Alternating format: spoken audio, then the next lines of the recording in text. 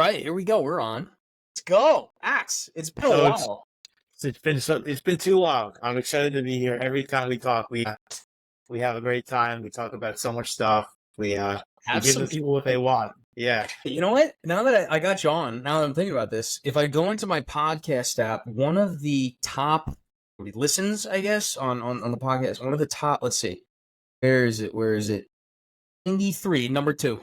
It's right under Bloody Tooth, guys. The top episodes right here. 93 listen. Well, we're getting there. But yeah, it's the number 2 most listened episode. But Brendan, that was a while ago. You there? And now, yeah, I'm here. You hear me?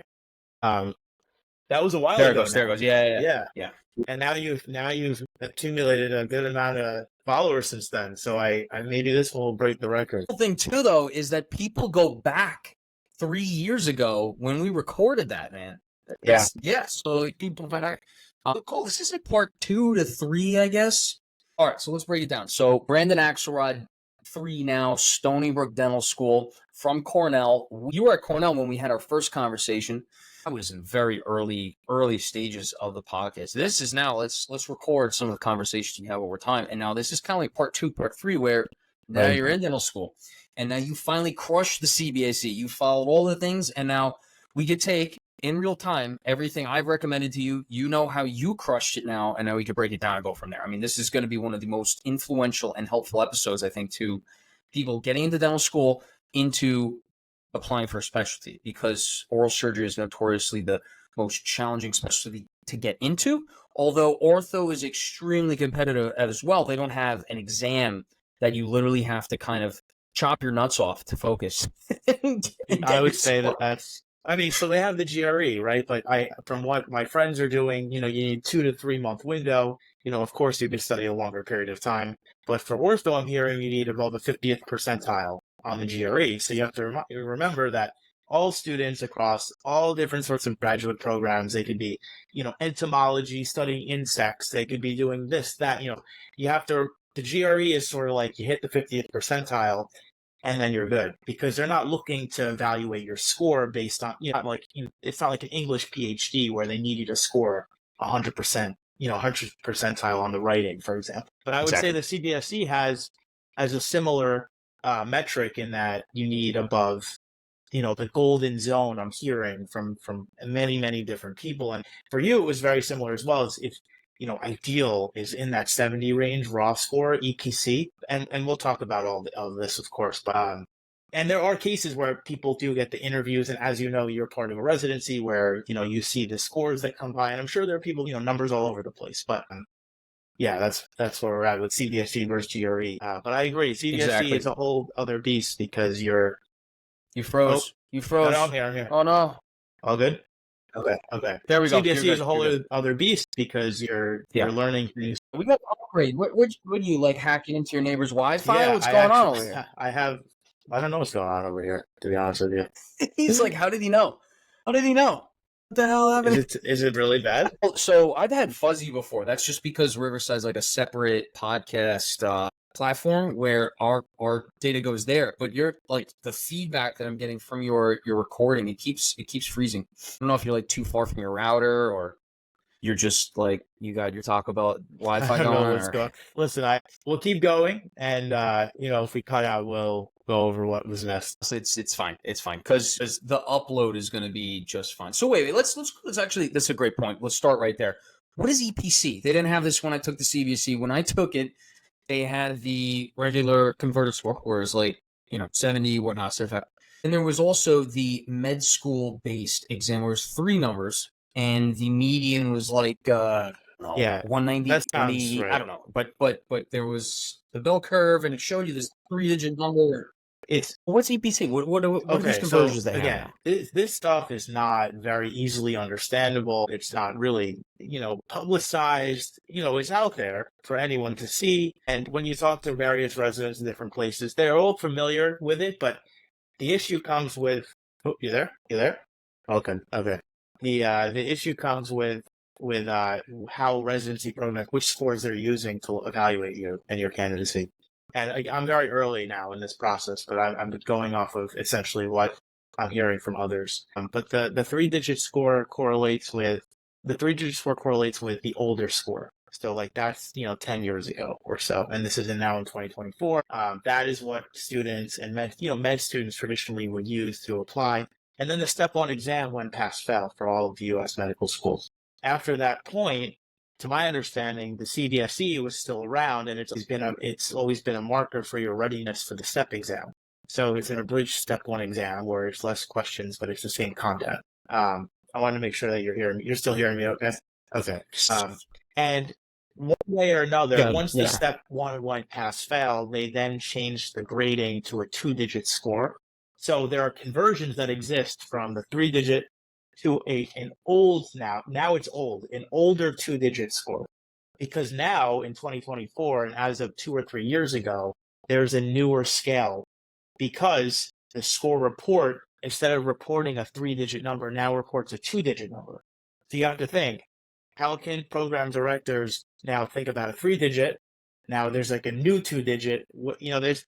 There's basically 2 steps from the new to get back to the old. So there's a 3-digit, an old 2-digit, and now the new 2-digit. And the new 2-digit is called EPC, or estimated percent correct. So if I wanted to translate my score to your score, which is a 3-digit, or maybe, did you say it was 2-digit or 3-digit at the time? Submitted 2-digit / 3-digit. I just submitted them both. Hey there, I hear you now. Is your score a 2-digit or a 3-digit at the time?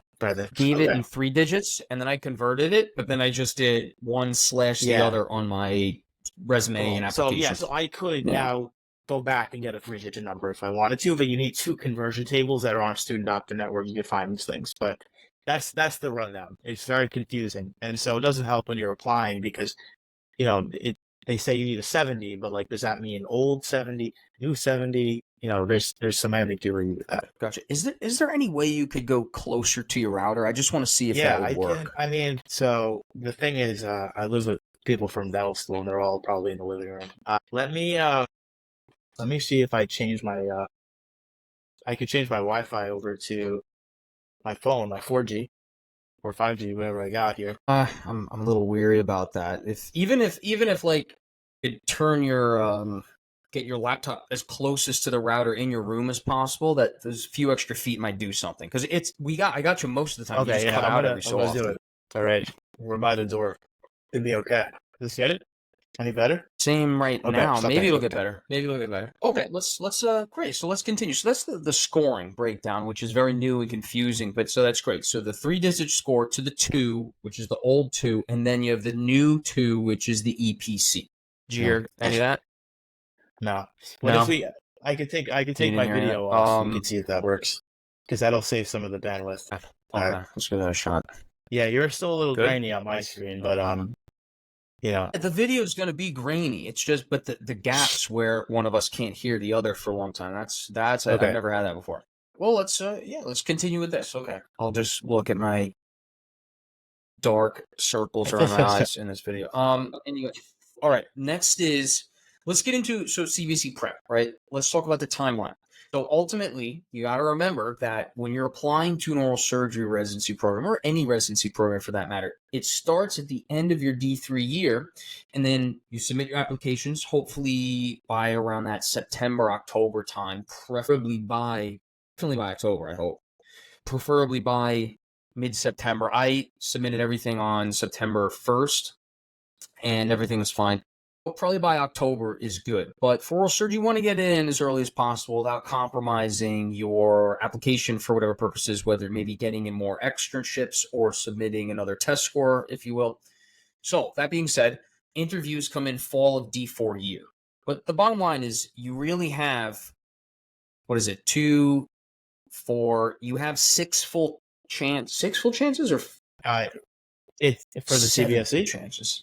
Yeah, that's it. 6, I think right? it's 6. It's 6, right? Because the first time would be in the middle of D1 year, after summer D1 year, during D2, after summer D2, D3, and summer D3. So you have 6 full chances taken. In fact, I think the limit is 6 now. Yes. It is 6. Limit 6. So I always recommend take it without studying for it. You have 6 tries. That's more than enough that you need. You got to get an idea of what that test's like first, right? So we went through this together, and I was like, look, take it after D1 year. I wouldn't recommend studying for it, though, because you want to know what you're studying for before you just go all willy-nilly trying to prepare for something, you don't even know what it looks like. Then you had, so that was after D1 year. And then the second time I took it was after D2 year. And that's when I studied hard for like 3-4 months. Most of the time not doing what I needed to do, which was UWorld. But nonetheless, got a decent score I could have applied with, didn't get what I wanted.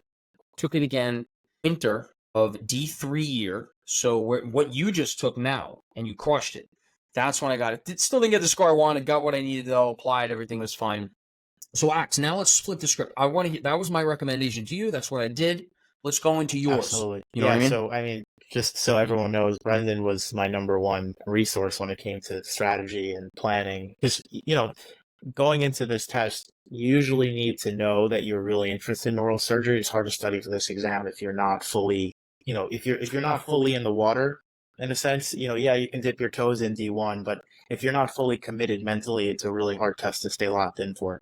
But yeah, so I think with everything you said, there are a few changes I made in terms of structuring how I was, which exams I wanted to sit for, and I would do it differently now. I think a big factor is if your dental school is integrated with the medical school, and then if you take NBME exams. So to my knowledge, there's places like Stony Brook, and then there's like Columbia and Harvard, and there's a few other schools that are integrated, and you take the NBME exams. So I think in my purposes, it might have been a slight waste to take a sort of dry run of the exam, because I know what an NBME is like. Right. Like, you do the UWorld, but I've seen the interface many, many times on the screen. I've been on a lockdown browser in a testing center. And so, if you're thinking ahead in terms of the resource, where you want to spend your money to best prepare for the exam, I think a $350, instead of taking it and basically saying, well, that was a big failure, here we go, back to studying. For me, like, I didn't really gain anything from that because I knew exactly what I was walking into, and I was just sort of like upset by the fact that I knew I wasn't even close to ready. So that's how I picture that. Axe, did you use UWorld during, so D1 year, you're in medical school classes, NBME based exams, if you will. Did you use UWorld while you were D1? Because I didn't know about it. I knew about it, but I didn't use it. I didn't even look at it once. I used That's my question. We had like a shared account. So I didn't use it to the extent that you really need it for CBSE. I sort of studied the class slides, and then I used UWorld as like the 3 days before sort of thing. But a strategy could be for someone who's a D1 is using UWorld consistently to do your first pass as you go through medical school. And then, of course, there's lots of covered topics that aren't covered in the dental version of medical school. So, you learn immunology really, really well.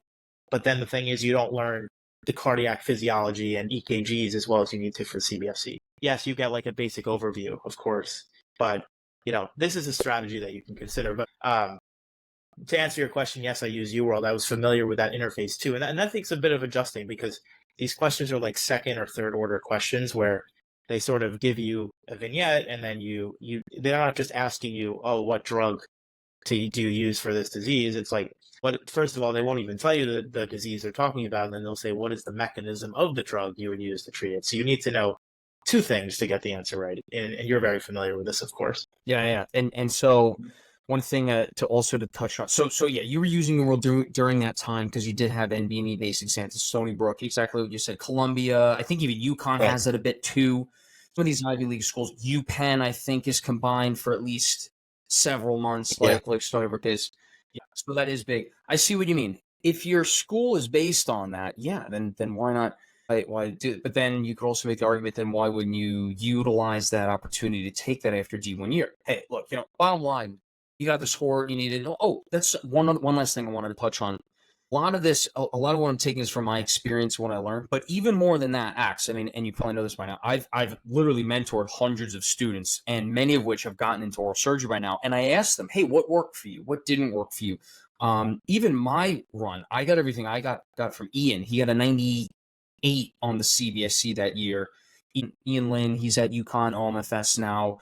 He was one of my buddies in dental school, and he was the one that kind of mentored me and taught me how to study for this exam too. So I'm compiling a multitude, you know what I mean? Regardless of what score I got, regardless of what I knew here and that, it's like I'm finding out what is the best thing, and trying to make sure that we can prepare that on a nice platter for other students to listen to. And now they can listen to this episode for all eternity, right? Hopefully the quality comes out better than it was in the beginning.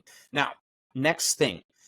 Should we get into what materials we should study for and how should we study? We're at 16 minutes. Yeah, I just want to say one quick thing before we do, and that's the next thing we should jump into. Absolutely. But I felt that once you start taking those practice NBMEs that are posted on the NBME website, and I'll talk about this extensively when we get into it, but I'm a strong believer that like if you put in the work, you'll get to a certain point, a certain numerical value, and then anything above there is really due to chance. Like it really depends on the questions that you get that day.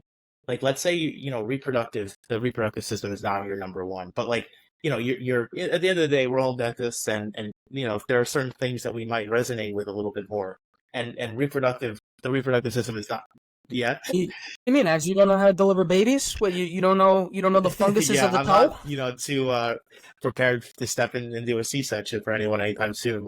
But the point of what I'm saying is that I think there is a bit of luck and chance when it comes to getting your actual score, because you can surprise yourself on the day of. But if you know that you're in a certain range, you're not going to fall too far off from that. That's all I wanted to say about that part. I think, let's talk about resources. And I know that there's some differences in terms of what we use. So you'll go first, you sort of break it down. I think you have a very traditional route and a very, tried and true method. So maybe talk about that, and then I'll talk about maybe some of the newer things I integrated. Definitely. And, it actually is pretty surprising, the difference in exam content that you actually get on that day of the exam. I remember the maximum times you're only going to take this is 6, right? And you'll see 6 months to another, because it's only over twice a year. You can get a vastly different exam each try. So that's a really good point. There's only so much you can do, and like you said, it's up to chance. All you can do is study the hardest you can, and then the score you get is the score you get. Okay, let's get into study materials. So first things first, everyone knows this. UWorld is like the holy grail, not the holy grail. It's the question bank that you need to study for this exam, basically, right? And there's that new boot camp program now. I think you agree with this, actually. You can't replace UWorld with that. That's an adjunct. I agree in terms of question bank, yes. Right, it's an adjunct. And then you also have AMBOSS. I didn't use boot camp. Boot camp didn't exist when I was in AMBOSS. It was still in its earliest stages. I think it only been around for maybe a year or two, maybe 3. It was a question bank, but it was like, no, UWorld had over 2,000 questions. It was like 2,100 questions at the time.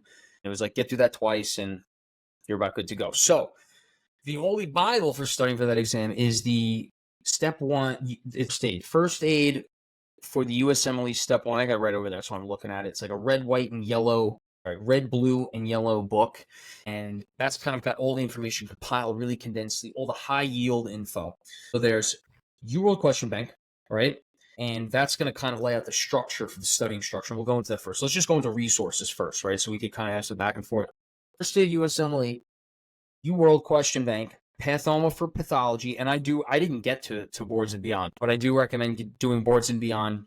Sketchy micro, gotta be sketchy micro, and then sketchy farm. That was the other one I used too. Some people use sketchy path. I didn't get to sketchy path. I didn't get time either. Yeah, what do you think? All good stuff. I mean, UWorld is the Bible. It still is. It's the if you're gonna have 2 things, it's UWorld and it's first aid. So that is like, if you're not looking to spend a lot, which is very understandable, this is an expensive exam and the prep materials are not cheap. This is what you need. Yeah, but I used all the resources you mentioned, and then I narrowed in. So, in terms of total transparency, I took the exam one time when I was, sort of doing the test run. I didn't expect really anything out of that beyond the experience, like we talked about. I then really locked in at that time, and I finished UWorld, and I passed the exam in terms of the bell curve, but I knew I could do better if I had more time. And then I essentially did a lot more after then, and I'll go into the specifics with that. But basically what I did is I think I've devised a new method, and maybe I'll reveal it and then see if other people through feedback from the podcast will find it useful as well. But I'm going to coin it the 175-55 method. So it's 4 numbers you have to remember: 100, 75, 55. Okay, so the first thing is 100% of UWorld needs to be completed. You're not going to get a score you're happy with unless you get at least one pass through UWorld. Would you agree with that? So one full 100%, you completed it to the point where you reset it. You get 1 free reset on UWorld when you purchase an account. I wouldn't recommend using any sort of bootleg UWorld account resources because you need to engage with the question and click it and cross things off and see your progress. So that's sort of probably very much agreed upon in terms of everyone who takes the CBSE. Absolutely. Absolutely. I would even call that the minimum. That Bare is the minimum. bare minimum. You know, there are some people that can really swing a high grade with a one single pass. I don't think that's possible. Okay. No. So that's the 100, Both. right? So remember the 100. You know, you take it after the 100, and then you'll get a score that you're like, okay, this is where I'm at. But you're not even close to done, unfortunately, and it's a lot, and it's tough with school, as we know. But then you're at 75. So it was 100, then 75 is the next number. You want to do 75% of UWorld over again. This is where you're going to start making these connections about, like, that's what, you know, I've heard of heart failure 30 times, but when you see it again in different ways after you've covered everything that you could possibly see, that's when you start making these real distinctions between all these pathologies. You know, it's not going to come the first go around. And if it does, you know, kudos to you. But again, you need to do 100% of UWorld, reset it to 75%. Now, the next number I mentioned was 50.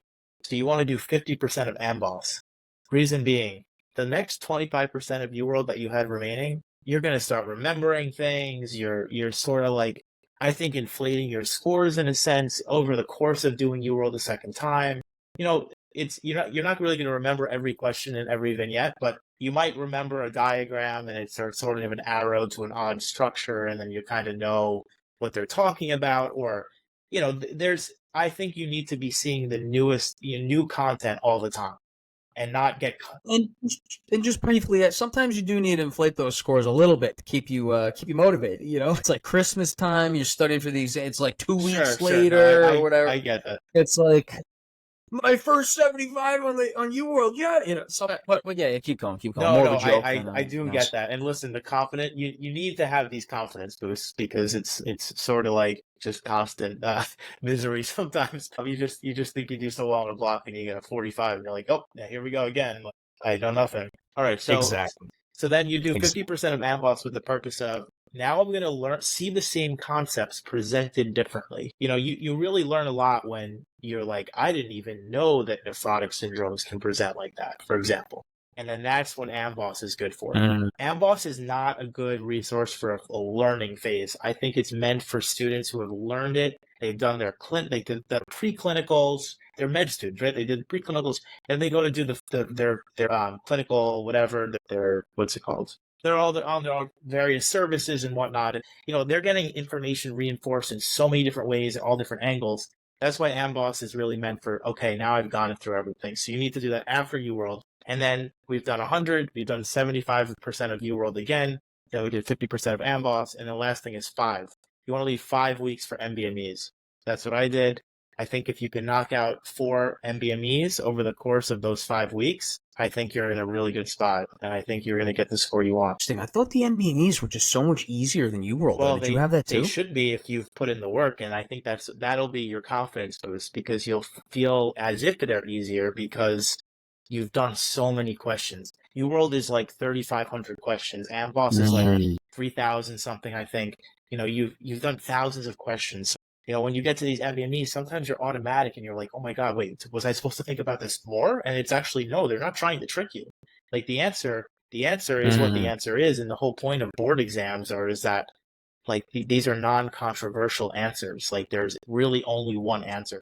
UWorld and AMBOSS, they trick you a little bit because they know where students struggle.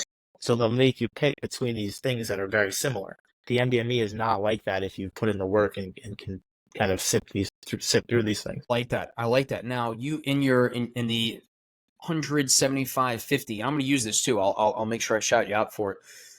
When you go through UWorld section by section to learn each topic, are you just saying just go off the whim, go off the fly? So you're saying sections like specific topics, right? Yeah, because now remember, keeping in mind, a lot of students come from dental schools that might not be integrated at all whatsoever with med schools, and they got to learn these topics. I had to learn these topics even after being in med school. Yeah, I know. What the hell was going on? Yeah, 100%. You know?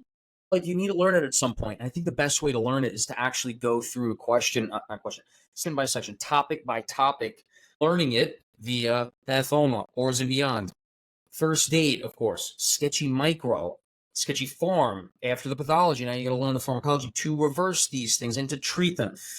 Then, once you finish all the sections for cardiovascular, let's summarize it with all of the UWorld question bank blocks for cardiovascular, if that's, and then you move on to palm, and then renal. And I think just summarizing it with all the questions, doing them at that point, that's a really good way to reinforce it in your memory. But that's the first. Then that'll be the first pass, right? Going by section. Then you still need to go through the second pass. And are you saying that pass will be the 75? So I think the first pass, you can do whatever your heart desires. Basically, like if you learn better doing section by section, I think that's good. I think it's always useful to do that. I think there is always something to be said by doing mixed question blocks, even when you're uncomfortable with the material, because it trains your brain to jump quickly between systems. It sort of gives away the question when you know you're doing a cardio block. Sometimes you need to be a little uncomfortable, not even knowing what system they're really trying to target. That's why yes, your first pass, that's a learning phase. You can supplement with Boards and Beyond. I really liked boot camp, and I'm happy to talk about it more, but boot camp videos were excellent. In short, they had, a narrator on the screen. The Boards and Beyonds are very boring in a sense. Jason Ryan, who is the creator of that, is very, very knowledgeable and as thousands of students have used his materials. I think boot camp is the new kid on the block, and I think that they integrate in terms of telling you, this is high yield for the NBME exam. This is, they'll stop the video, say, think back. What are the 3, drugs in this class that increase the QT interval or something like that? And so that's why I think it's like a little more interactive and engaging and memorable. In your first pass, use whatever you're comfortable with in terms of learning. And yes, you can do section by section. But on your second pass, and if you do AMBOSS or when you're doing everything else, you got to be doing mixed questions. It's a common pitfall I see. It really made the difference between when I passed I barely passed to when I got what I wanted. And it's because I said, listen, I'm never going to feel comfortable with all the content all at once. It's not worth spending a week on, placenta previa where it's like it's like I have to keep moving and I have to like train my brain to be able to like jump around, like I was saying. So that's where I'm at with that. Yeah. Second pass. 100%. And did you even get down to the nitty gritty on that second? And this is UWorld, by the way. But actually, that's a great question. Do you get other passes on boot camp or AMBOSS? No, I mean, yeah, you can keep taking the exam, but I'm glad that I finished during my halfway point of D3. But you could take it up till the summertime of D3 as well. Oh, no, I mean, no, the passes. Like, because UWorld, we always talk about first pass, second pass. Are there passes through boot camp? Are there passes through AMBOSS? Yeah, I mean, there are people that can do it. It depends on this, I think, what their study strategy is. But just to clarify, I did basically, like I said, 100% of UWorld, 75% on second pass of UWorld. But then my AMBOSS, I only did 50% one time. And then boot camp, yes, they have a question bank. But I really thought the videos were more valuable than the question bank, and I didn't really give it much of a try. So that's what I'm saying. I think boot camp does an excellent job of teaching it to you. I think it's like unmatched. So if you were to take this again, maybe we would implement. So you said Boards and Beyond, great, but not as engaging. Yeah, I was falling asleep every time I'd watch one of those videos. So. This is such a valid point. You just did a 10-hour day in school. You probably got up before 6 a.m. that morning to get some studying in. And now you're trying to stay awake on a 15-plus hour day, and you're just trying to get another half hour in because you need to. No, you can't be falling asleep. Right. That can't be a question, right? And you can't just always have more coffee when you need to get up in 5 hours, right? So, no. Now, here's my question. For that first pass to UWorld, when you're learning everything section by section, what if we were to take out Boards and Beyond and switch it with the boot camp material? That's pretty much what I did after a few months of trying Boards and Beyond. I realized boot camp was the way. So I would recommend that is the way of learning the content alongside the UWorld explanation. I'm gonna everything after today. I'm switching my recommendations on the CBSE study. Now this is really big. This is really big. Now let's get into that second pass to you. Okay, so we're talking pathology. I used it here and there. I didn't. It wasn't. You used it a little more than me, it seems. You used boot camp. You used sketchy sketchy farm, right? Both of them? Did you use Sketchy Path, the videos were a little too confusing and long. And listen, it's hard to remember so many things. The Sketchy, for people who haven't seen it, the Sketchy Farm, I think, is excellent. The Sketchy Micro is excellent. They're just, the videos, once they're going over 20 minutes, it's sort of hard to, like, remember that the guy dressed in the bumblebee costume is like holding a Coca-Cola, and that means, like, if you lose sight of what you're really doing. Axe, you do like balloon molding and everything. By that, for whoever doesn't know this, Axe does kids parties where he does like the balloon folding. You love bumblebees and stuff, no? Friends, there's not one balloon figure that I can't make, but just to put that out there, I'm very confident in saying so. But yeah, there is some overlap with the visual. It helped me with my PAT for dental. I was able to visualize like complex shapes and whatnot. Actually, yeah, that's actually a really good point. I'm sure that would really help for the PAT. You should make a CBSE study guide using only We'll balloon just do a shapes. sketchy knockoff with just balloons. Yeah, I'm down. It's called Brandini's Balloon. Yeah, we'll have to workshop that name for sure. But okay, all right. We'll work on it. Part 3 of this episode. So I like this. Beyond is gone, and if they want us to recommend their program again, they can pay us. Yeah, that works for me. But so good. So Pathoma still decent for pathology. No sketchy path. Good. I didn't do that either. I thought it was too much. Boot camp. How was boot camp's pathology? This is that was the money question of this episode, because it's very easy to fall into a trap of doing UWorld all day, doing, I think the average number that you should be doing is 40 questions once you're really in a good study schedule, 40 questions a day, ramping that up slowly over time, but whatever, we can talk about that more. Boot camp was the answer for the physiology. I can't stress this enough. Yes, it's very easy to be like, duh, this patient has diabetes, but then when the question is asking you, like, what is the underlying mechanism of a certain aspect of diabetes? It's not good enough just to know the disease. And as dental students, and, sort of like, we're just looking for the quick ways to learn this stuff and study, you're not going to do as well as you want on the CBSE if you're not really understanding what's going on behind the scenes at a higher level. The amount of times that I would do a B cell and T cell question on UWorld and honestly get it wrong, it was just frustrating, because I was like, I thought I knew this. This is like basic, B cells, where are they going to be in the lymph nodes versus the bone? Like, I was like, I knew this. And then you get the question wrong. You're like, why am I getting these things wrong? And then you watch the boot camp video and they explain it in a way that it's like, so like revealed, like you just feel like, oh my God, no, now I get it. Now I can explain it to someone. Now I can like make connections. Before, you're just like making these word associations, and that's part of the test. The strategy, word associations, knowing which, antibiotic you need for what microbe, whatever. The boot camp was like, this is your foundation for the information. It's not just the end result. Oh, this is the answer.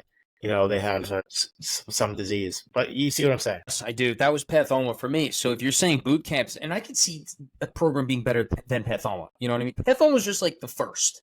You know what I mean? By the way, we need to talk about that idea, because I want to make it the next.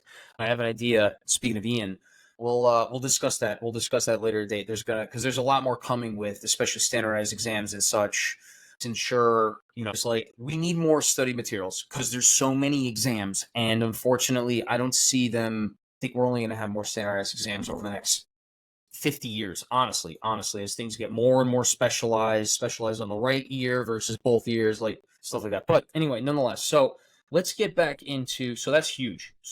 I would totally be willing to, I think pathology still needs to be in there, but you're saying boot camp for that part. Let's get back to, so AMBOSS is just a QBA. I didn't realize that boot camp was more so for the learning portion. You're saying that that's what was better for you for. And then AMBOSS, I didn't know it was a question bank. I didn't know that they had, if they had explanations, but that's fine. So now let's get into I think we've covered all as far as the materials and such, resources. We're up to strategy, right? Timing, matching it with passes to UWorld, the strategy. I think we covered. We're up to that. Let's talk about as well, like what your dental school day looks like when you're doing CBSE. Yeah. Speaking of, really quickly, okay, let's just summarize it. Let's take a summary, because we're throwing information out here. This is actually an ultimate episode for CBSE. So take a step back. You need to do 2 passes through UWorld, and I would still recommend that first pass through UWorld, breaking everything up section by section. Axe is saying get through UWorld twice. The second one being 75% done, so not a full twice. I still think I would recommend. I mean, if you can do it, do it. If you can't, well, there you go. And then you're saying 50% of the question bank of AMBOSS, and then 5 weeks. 5 weeks? Or 5 days? Well, so of NBME? 5 weeks ahead is when you want to start them.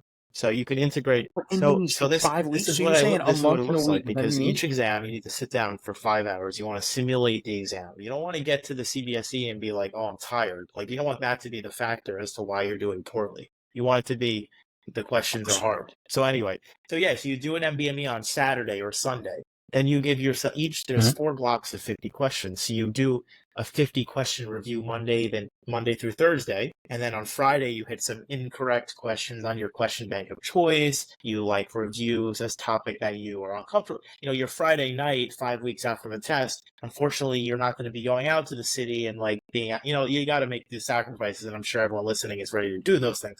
And then you wake up Saturday morning and you do it all again, and then you also have dental school throughout the week. So that's why, and I think doing 4 exams is like really where you want to be. You've covered basically NBMEs 31, 30, 29, and 28. Those are the most agreed upon in terms of similar questions and for the current CBSEs. So that's just my take on this whole thing. Why wouldn't you just wake up on that Saturday, 5 weeks out, 5 NBME exams, every Saturday, you wake up at 6, say 7, 8 o'clock, say 8 o'clock, make it realistic. Start that exam. You said you have 5 hours, 200 questions, 4 blocks of 50 questions. You finish about 1, 2 o'clock in the afternoon. You take a break, you go to the bathroom, you look at the birds, you have lunch, and then you get back. Why can't you review that entire test the rest of that day? I mean, good question. I think for me, I don't think I have that sort of like academic stamina, but either way, like let's say you're a beast and can do like 12 hours straight a day of studying, okay? I think you need to let the questions marinate in your head a little bit, and then you come back to it the next day with like a fresh mind. You want to be like, oh my God, I should have gotten that right. You kind of want that, right? You sort of want to be like, you want to be sharp when you're going over these things, because you're not getting much out of doing a question and not knowing if you're getting right. You're getting the most out of, hey, I'm going to sit down. It's not just 50 questions scrolling through like yes, no, yes, no. It's like, you review every choice. You say, why did I get this wrong? What did I confuse it with? What did I miss in the question? A question could take 10 to 30 minutes of review, honestly. I mean, granted, 30 minutes is a long time, but you might need to do a deep dive into like the rule of 4s when you're talking about strokes and like if it's midbrain or lateral, whatever. It's like now those 5 weeks, it's like, all right, let's lock in. Like, what am I consistently struggling with? Because if you put in the time and review those 200 NBME questions over the course of a week, you're going to see anywhere from probably 2 to 5 points improvement on the week after, just based on the work that you do understanding the questions you got wrong, I would say. Interesting. No, that's a good point. The reason why I was bringing up, condensing it into one day is a lot, right? I used to have to do that. And you're right, though. You do want it to marinate if you have the time to, because you also don't want to just not review it at all.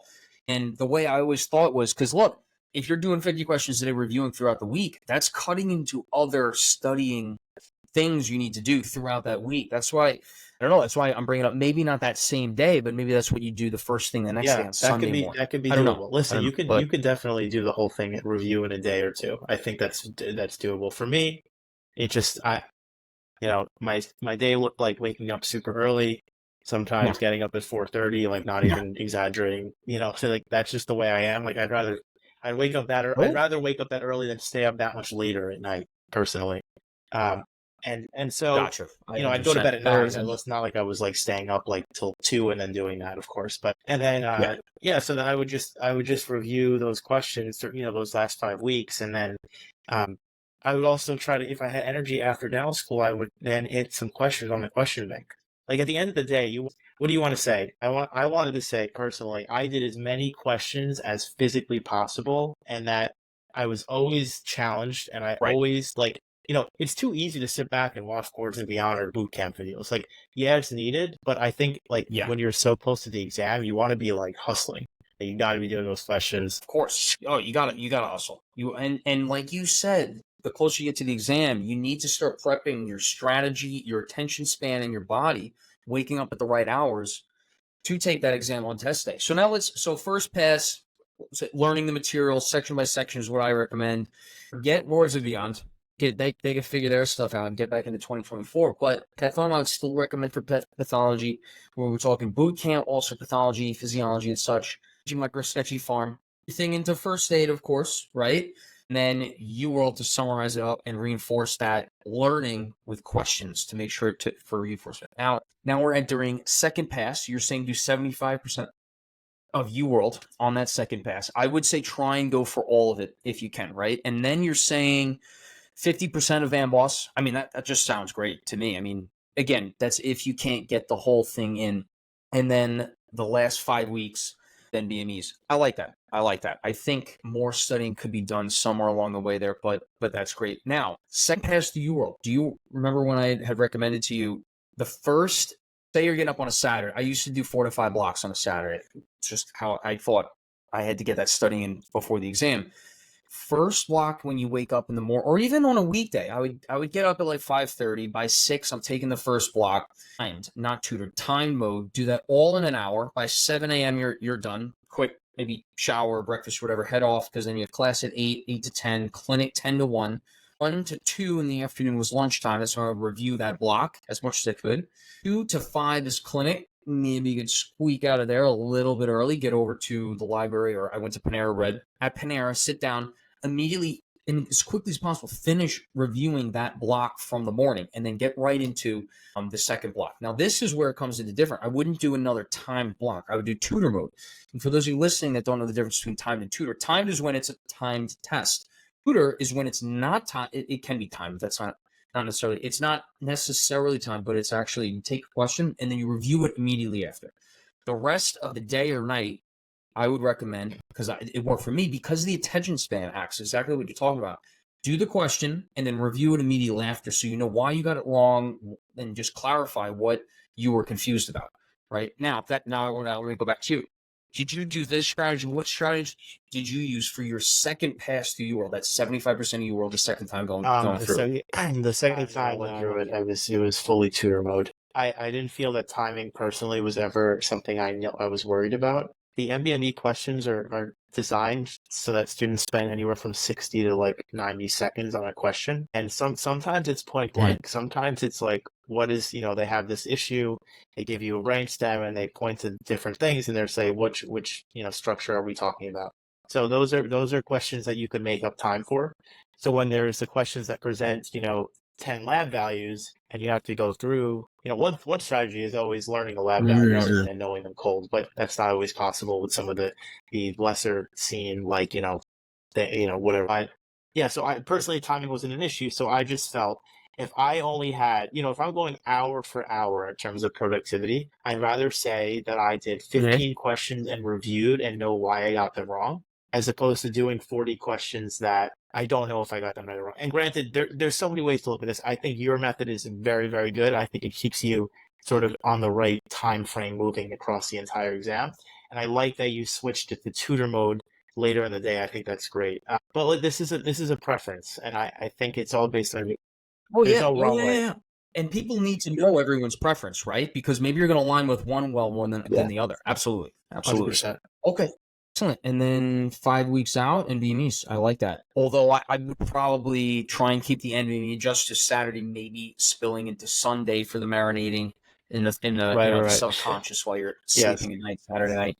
And then I would go right back to UWorld or AMBOSS. I like that. Like I said, it presents things in new ways. And honestly, AMBOSS is very hard. It is not fun. It is not enjoyable. You think, first I see a lot of questions. I saw a lot of things on there that I had never even seen on my passes through UWorld. And then they would show up on the CBSE. So I can't say that it wasn't worth it. Nearly. When I just did my first attempt of UWorld and my first and second attempt of the CBSE, again, the first one was sort of just a dry run. The second one, I really put some good work into it. There was a good amount of stuff I never saw on the question bank. And then I sprinkled in the AMBOSS, and I was, even in those scenarios, I was more familiar with the concept they were trying to get at.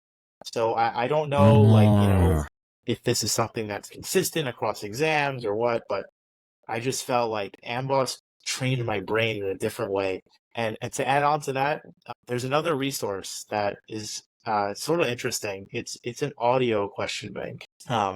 It's by Melman Medical. He's on YouTube. He has his own website. All of his resources are free, but this like trained me to like think about the questions the right way. As dental students, we're not like challenged in these ways with these like mental obstacles as much as med students are. We're challenged in other ways, like having excellent hand skills and whatever patient interactions. But for this test, you have to learn to think like a doctor, and that's what this podcast did for me.